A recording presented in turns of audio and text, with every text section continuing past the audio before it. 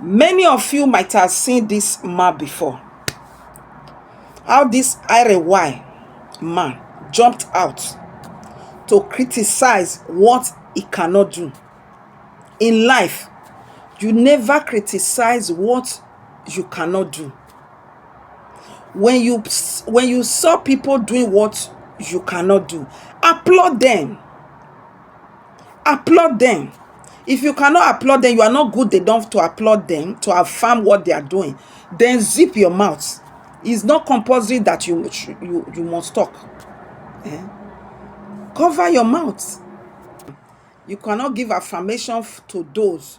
You cannot give people their flower when they are doing what you cannot do to better the nation, to support the nation, to speak for the voiceless, to advocate for good governance in Nigeria. As everywhere rock get rich for Nigeria now, who not they criticize what's not good for Nigeria. Now be say, is a suspect anyway. That person is a suspect.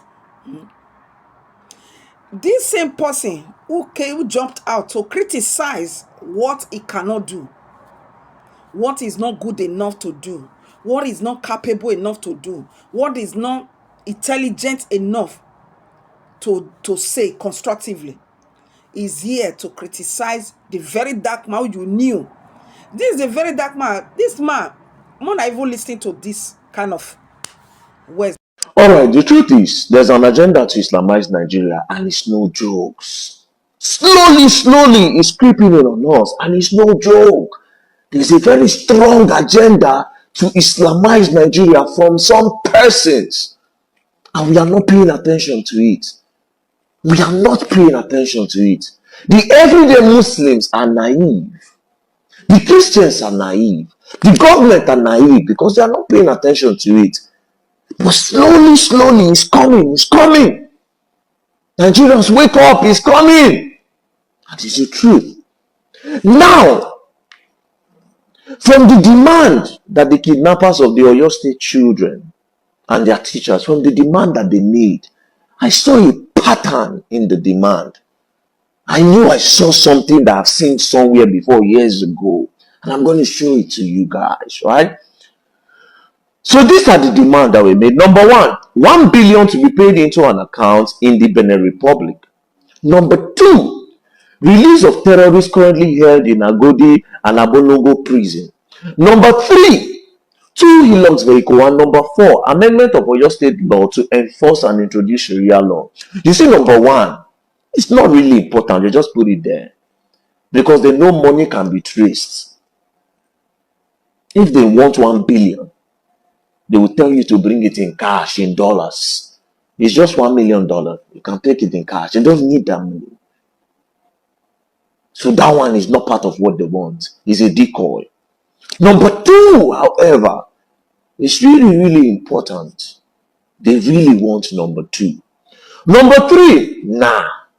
What do they need 2 Hilux for? They have Hiluxes. They have money. They've been kidnapping a lot of people. Hilux is not their problem. If they can get ammunitions that they are using, Hilux is not the problem. So number three is also a decoy. Number four, amendment of Oyo State law to enforce the Sharia law. This one will be hard, but that is part of what they want. You see, number two and number four is important. But number two made me start doing research. I knew I've seen it somewhere. And I'll take you back to 2016. Let's listen to this. Buhari? Mutanen Chibok har yanzu da saura. Har yanzu da sauran bring back our girls. We don't back your girls. If you want your girls, bring back our young uwa. Bring back our young uwa. So what he said here is the number two. The same thing that they are requesting is what Shekau requested for 2016. This video is from 2016. And 10 years later, they are requesting the same thing. Right? Now in this video, 2016, Buhari have spent 1 year plus in power. If you remember, when Buhari was campaigning in 2014/2015, he said he was going to bring stability and is going to end insecurity. In 2014, Chibok girls were kidnapped during Jonathan's regime, during Goodluck Jonathan's regime. And then when Buhari came, he said he was going to end insecurity. 2 years, 1 year plus down the line, Chibok girls were still in the custody of Boko Haram. And then Boko Haram now made this video. This was Shekau made this video to say, Buhari, Ari and Zude Sora, up till now, those girls, these people are still with us. Then he went further to say, if you want the Chibok girls, bring back our young Uwa, that is, bring back our brothers, our fellow terrorists that are in your custody. The same thing that these people are requesting for. But guess what? Even at that, these girls are still present with them today. But I want to show you something so that you will know that this agenda, there is a pattern and we are not paying attention to it.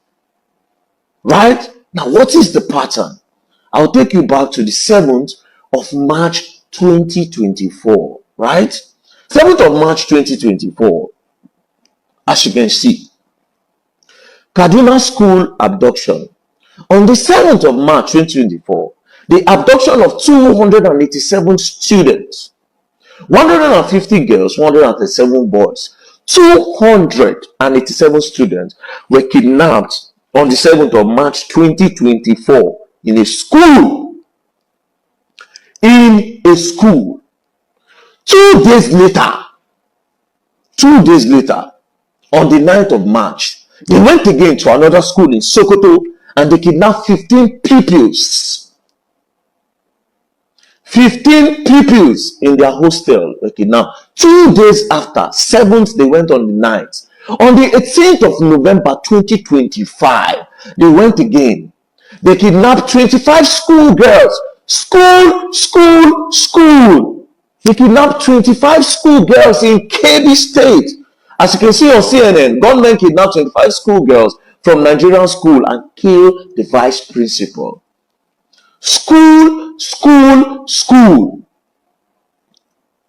As you can see, on the 22nd of November 2025, armed bandits kidnapped more than 300 students from a Catholic school in Nigeria. This was in Niger State. School. So this is going to be my last submission for now about Islam, politics, Boko Haram or whatever, right? So first things first. So a lot of people say they want revolution in Nigeria because they've suffered so much in the hands of these manipulative and evil politicians we have in Nigeria, knowing fully well that we have the capacity, we have the wealth, we have the natural and mineral resources to make Nigeria one of the greatest nations on earth. But sadly, we have been cursed with bad leaders, right? So people are asking for revolution, that we need to force these bad politicians out, which I also agree that we need a revolution. But if you want to know how demonic these people are, let me just break it down for you, right? Because of the population of the North, if a revolution, if they are not in on the revolution, it is going to be difficult, right? So let's say this revolution that we want, the Igbos are always prepared for the revolution. Some part of the Yorubas are prepared for the revolution. South, a lot of them are prepared, but for some reason, this bad government has infiltrated them. You know, they've taken over Edo states, they've taken over Delta states, Wike at Port Harcourt. So they've held it down, but that is for the political class. The youths of the Niger Delta region are 100% interested in the revolution of Nigeria to change the government. But there's one place that is a problem, and it is the North, right? So if we march, say the Eastern youth, they march, the Niger Delta youth march, the Western youth, they march, and we are coming from this side. Do you know what the politicians will do to scatter everything? Very easy. They will pull out the religious card. How? They will go to the north and tell them that you see these youths that are chanting revolution, that they want to change the government. They don't want to change the government. They want to chase Islam away. They want to chase the Muslim away. So if you people don't fight against them now, they are coming for your religion. That's all it takes. The youth will start fighting the youth. The northern youth will start fighting the youth. The Hausa youths that are Muslims will start fighting the other youth. You understand? I want you people to think about this deep. Do you understand?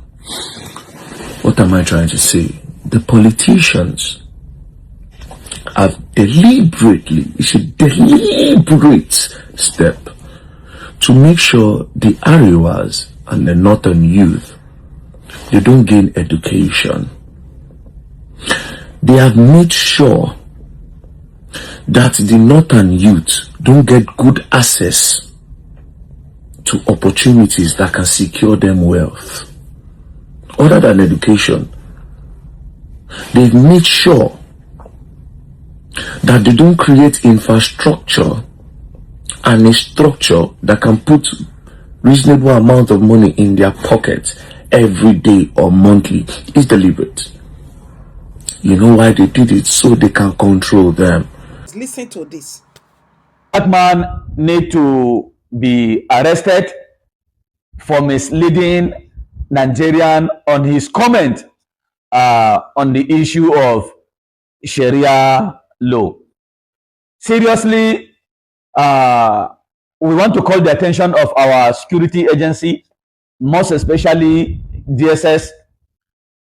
In order for this video not to be too long, let us look forward for the part 2 of this video. Please do not hesitate to subscribe to this channel. Press the notification button so that whenever I dropped the second video, the part 2 of this video, you will be the first person to be notified in order for you to listen to my take. Yes, my take on part 2 because of the longevity of this video. So let us cut it off for now. Thank you and remain fruitful. Bye bye.